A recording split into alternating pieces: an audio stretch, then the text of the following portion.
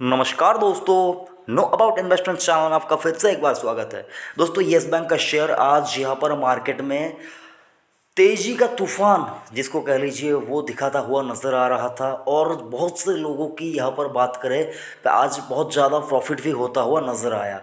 तो आगे की चाल कैसे रह सकती है और जो ये 20% का यहाँ पर देखिए जो चाल देखने को मिला था, इसके पीछे का रीज़न क्या है और ऑफिशियली क्या कुछ यहाँ पर अनाउंस हुआ है या नहीं, इसके ऊपर विस्तार से बातचीत करेंगे। और जिन लोगों ने अभी तक येस बैंक के शेयर में निवेश नहीं किया है लेकिन मन बना रहे हैं कि हम इसको बाय करेंगे, तो उन लोगों को क्या कुछ करना चाहिए, और जो लोग मेरे जैसे पहले से ही येस बैंक को लेके बैठे हुए हैं उनको क्या करना चाहिए, ये सारे जो बातचीत है इसके ऊपर आज हम लोग विस्तार से बातचीत करेंगे। तो देखते हैं क्या कुछ है सारा कुछ। लेकिन उससे पहले छोटा सा रिक्वेस्ट, अगर आपने अभी तक चैनल को सब्सक्राइब नहीं किया तो देखिए कहीं कहीं सब्सक्राइब करके लिखा हुआ है, उसको प्रेस कीजिए और जुड़े रहिए नो अबाउट इन्वेस्टमेंट चैनल के साथ। क्योंकि सर मार्केट का अपडेट हर किसी को चाहिए, मार्केट के बारे में जानना हर किसी को चाहिए, और पैसा कमाना और पैसा बचाना सबको आना चाहिए। तो सारे कुछ हम लोग यहाँ पर डिटेल में सीखते रहते हैं। तो क्या कुछ है सब कुछ हम लोग इसी चैनल के ऊपर जानेंगे। तो चलिए देख लेते हैं क्या कुछ है सारा कुछ। तो आज की डेट आप देख पाएंगे 3 बजे तक, लगभग 3 बजे तक स्टॉक में कुछ भी नहीं था, स्टॉक में ज़रा सा भी मूवमेंट नहीं था। लेकिन साइलेंटली बाइंग चल रहा था, लोग डिलीवरी उठा रहे थे। और जो कि है लाइमलाइट में कब आया, जब इसमें 2-3 बड़े सौदे होते हुए दिखे। लगभग 3 करोड़ स्टॉक की डिलीवरी उठा दी गई, मतलब एक बड़ा यहाँ पर देखे तो सर डील हुआ, जिसके चलते स्टॉक में अचानक से तेजी आ गई। और सर देखेंगे स्टॉक थोड़ा ठंडा भी हुआ लास्ट के 2-4 मिनट में। तो ये तो होता ही होगा, मतलब सर 20% ऊपर गया, उसके बाद 2-3% का करेक्शन, कोई दिक्कत की बात ही नहीं है। स्टॉक लगभग 17% ऊपर है और 16 रुपया 40 पैसे के ऊपर यस बैंक ने क्लोजिंग दी है। बात कर रहा हूँ 30 मार्च 2021 की। और अगर आप देखें इसके पीछे की रीज़न, अगर आप देखें अभी तक ऑफिशियली कुछ भी यहाँ पर खबर नहीं आई है, और अगर आती है तो वो आपको पता चल जाएगा। लेकिन सर जो सबसे ज़्यादा मेन यहाँ पर लोग मानकर चल रहे हैं वो क्या है सर, इन्वेस्टर मानकर चल रहे हैं सर कि यहाँ पर ग्रोथ की एक्सपेक्टेशन चुकी है सर, फ्यूचर में बहुत अच्छी खासी यहाँ पर उनको नज़र आ रही है। तो सर किसी कंपनी के लिए, किसी बैंक के लिए और किसी भी इंस्टीट्यूशन के लिए अगर आप देखें, या फिर किसी बिजनेस के लिए, ग्रोथ बहुत ही ज़्यादा एक महत्वपूर्ण रोल यहाँ पर निभाता है। तो यस बैंक के जो इन्वेस्टर हैं वो यहाँ पर फ्यूचर में बहुत अच्छी खासी ग्रोथ की उम्मीद यहाँ पर लगा रहे हैं बैंक की ओर से।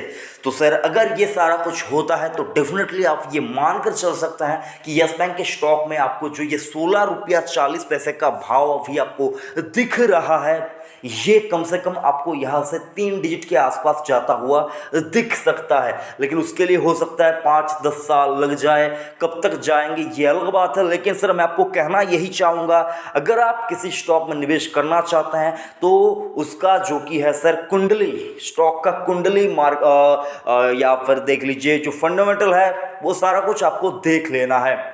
कैसे देखेंगे उसके लिए मैंने डिटेल में वीडियो बनाया है कि कैसे आप किसी स्टॉक का फंडामेंटल एनालिसिस करेंगे, बैलेंस शीट को कैसे पढ़ेंगे, ये सारे जो कि टॉपिक्स है इनको मैंने कवर करके आपको वीडियो बनाकर बताया है।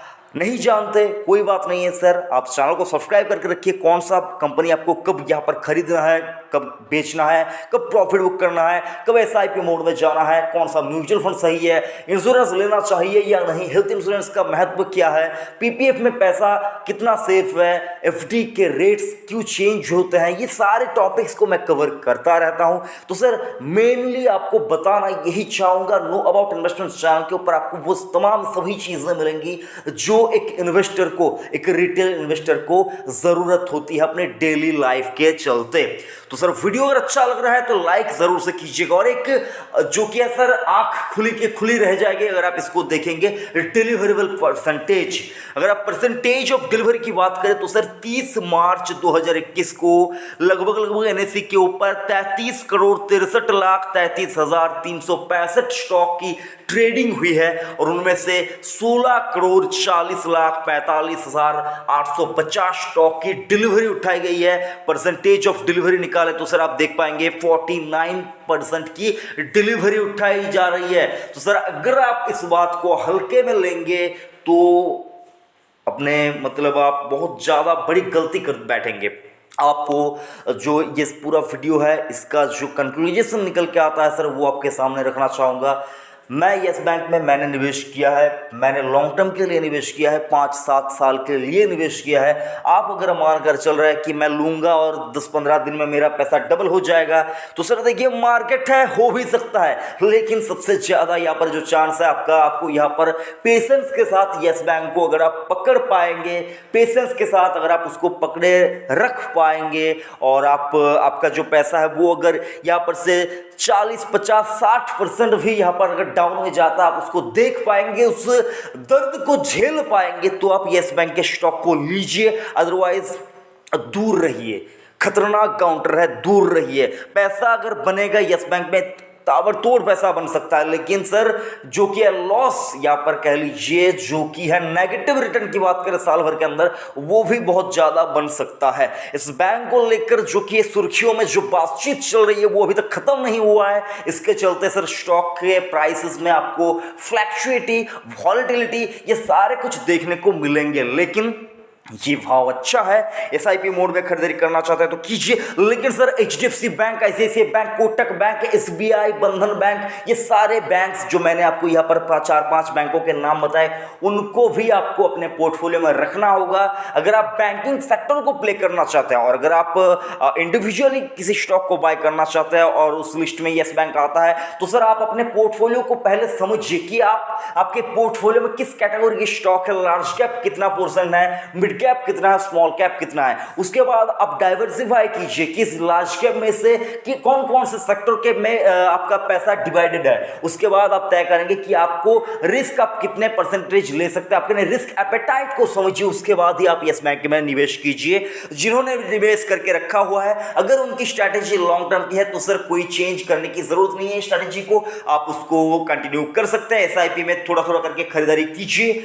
और यहाँ पर से सर देखिए तो सर 30 रुपये तक का टारगेट तो सर डेफिनेटली शॉर्ट टर्म में आ सकता है। शब्दों के ऊपर ध्यान दीजिएगा सर, आ सकता है, आएगा ऐसा ज़रूरी नहीं। लेकिन सर जो लोग यहाँ पर शॉर्ट टर्म में 5, 10, 15% के गेन के लिए यहाँ पर खरीदारी करना चाहता है, यानी कि जो ट्रेडर्स हैं मेनली, उनको मैं कहना चाहूँगा देखिए सर मैं ट्रेडिंग से रिलेटेड कोई भी अपडेट आपको कभी भी नहीं प्रोवाइड करता हूँ। इन्वेस्टमेंट से रिलेटेड ही यहाँ पर वीडियो चैनल के ऊपर अपलोड करता रहता हूँ। तो सर देखिए ट्रेडिंग की बात करें तो सर ट्रेडिंग एक आर्ट है, आर्ट जो हर किसी को नहीं आता। मुझको पर्सनली अगर आप मेरे से पूछे भाई मुझको ट्रेडिंग नहीं आता है, ठीक है, मुझको ट्रेडिंग नहीं आता है। और अगर आप मेरे से पूछेंगे कि सर आपने क्या कभी यहाँ पर इंट्राडे किया है तो सर मैं पहला इंसान होऊंगा जिसने आज तक इंट्राडे किया ही नहीं है, आज तक किया ही नहीं है। कभी गलती से मतलब हो चुका है वो अलग बात है सर, लेकिन मैंने कभी आज तक इंट्राडे किया ही नहीं है। और मैं आपको बताना चाहूँगा ऐसे हाई बीटा काउंटर्स के चलते आपको जो कि सर इन स्टॉक के ऊपर आप अगर दाव खेलना चाहेंगे कि सर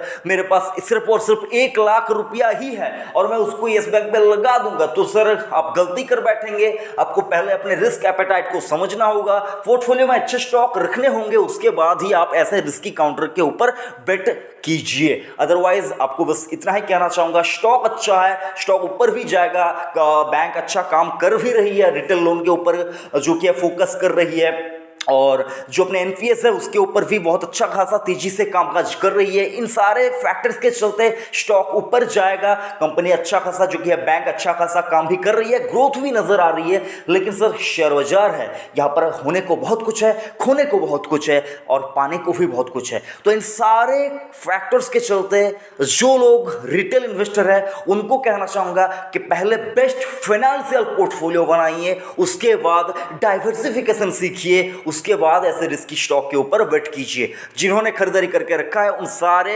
दोस्तों को कहना चाहूँगा स्ट्रिक्टली होल्ड कीजिए। अगर आपका नजरिया लॉन्ग टर्म का है, शॉर्ट टर्म का है तो अपने हिसाब से स्टॉप लॉस लगा के काम कीजिए। शॉर्ट टर्म के लिए मैं कोई भी यहाँ पर टिप्पणी करना नहीं चाहूँगा, मेरी औकात के बाहर है शॉर्ट टर्म में कितना जाएगा प्राइस यहाँ से, ठीक है सर। तो यही कुछ था, बाकी वीडियो कैसा लगा कमेंट करके जरूर से बताइए। कुछ पूछना चाहते हैं येस बैंक से रिलेटेड तो वो भी आप कमेंट कीजिए और आप अगला नेक्स्ट वीडियो किस टॉपिक के ऊपर चाहते हैं वो भी कमेंट कीजिए। और अगर आपने अभी तक चैनल को सब्सक्राइब नहीं किया तो जल्दी से सब्सक्राइब कीजिए। थैंक यू, जय हिंद।